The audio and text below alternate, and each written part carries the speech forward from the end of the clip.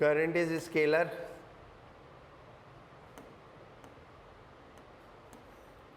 True.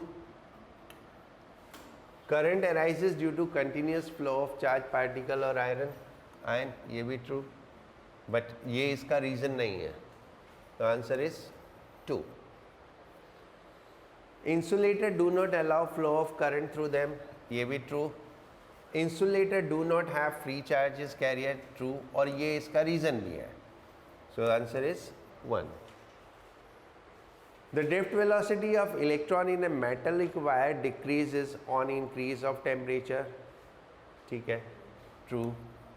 On increasing temperature, conductance of metallic wire decreases. ये भी true. लेकिन ये इसका reason नहीं है ना. ये दोनों फिनोमेना है जो रिलेटेड फिनोमेना है, तो वो एक दूसरे का रीज़न नहीं है. रीज़न इसका क्या है? इंक्रीज होने का टेम्परेचर से.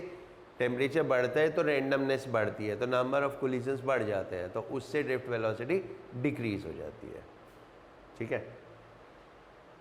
Current through conductor is directly proportional to drift velocity. True.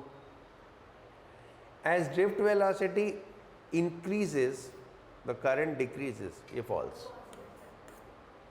तो ट्रू एंड फॉल्स वाला third.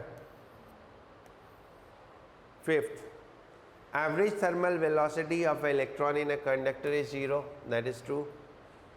Direction of motion of electron is randomly oriented, और यही रीजन है इसके ट्रू होने का. सो दिस इज फर्स्ट, है ना. Sixth, if length of conductor is double keeping potential difference unchanged, the drift velocity become half of original value. potential difference constant है तो potential difference वाला फॉर्मूला लगाओ, EV tau by ml.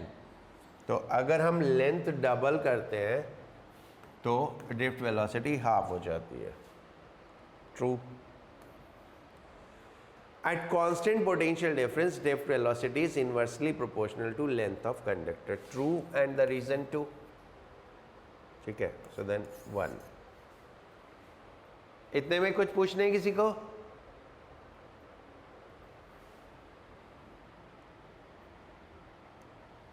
Partha, paper चल रहे हैं? Yes. Now 7. The temperature coefficient of resistance is always positive for metal. True. On increasing the temperature, true. Resistance increase होता है और यही रीजन भी है. ठीक है. कोफिशिएंट पॉजिटिव होता है जब रेजिस्टेंस इंक्रीज होता है, और नेगेटिव होता है जब रेजिस्टेंस डिक्रीज होता है. मेटल में कोफिशिएंट पॉजिटिव होता है.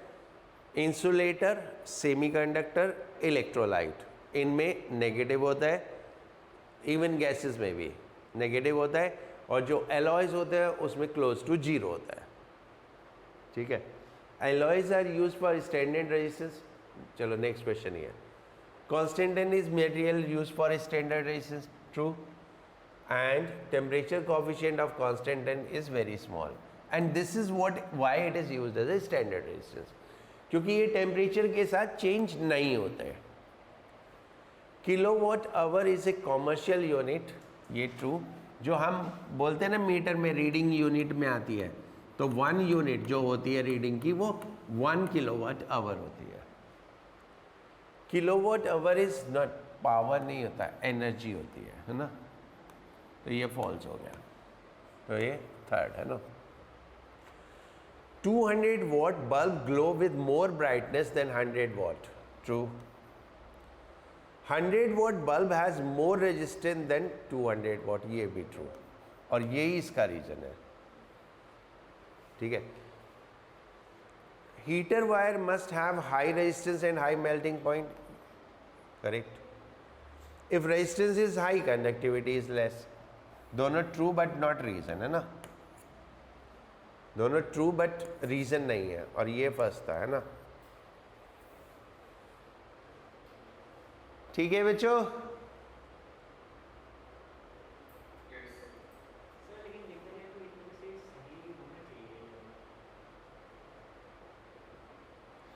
resistance is high, conductivity is less, that is there is no physical significance of that. Conductivity is reciprocal of resistance, तो उसका वैसे physical significance नहीं है, ठीक है. हीटर वायर हाई रेजिस्टेंस होना चाहिए, मेल्टिंग पॉइंट लो होना चाहिए, ठीक है. मेल्टिंग पॉइंट हाई होना चाहिए क्योंकि हमें उससे हीट प्रोड्यूस करनी है.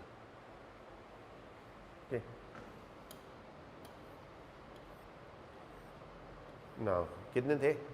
15 इधर. 12th,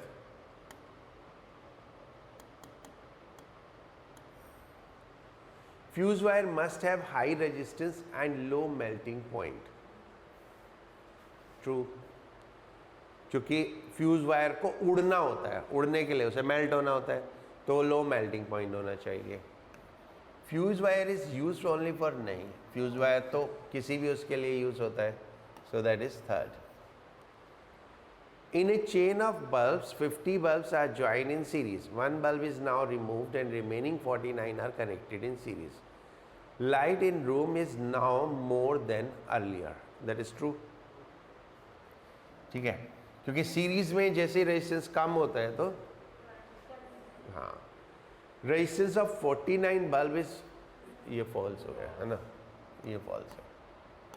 so third, two bulbs 50 watt and 100 watt are given. When connected in series, 50 watt is brighter and in parallel 100 watt is brighter. ये true, क्योंकि resistance of 50 watt is greater than resistance of 100 watt and in series I same, तो जिसका resistance ज़्यादा उसका glow ज़्यादा. In parallel voltage same, तो जिसका resistance ज़्यादा उसका glow कम.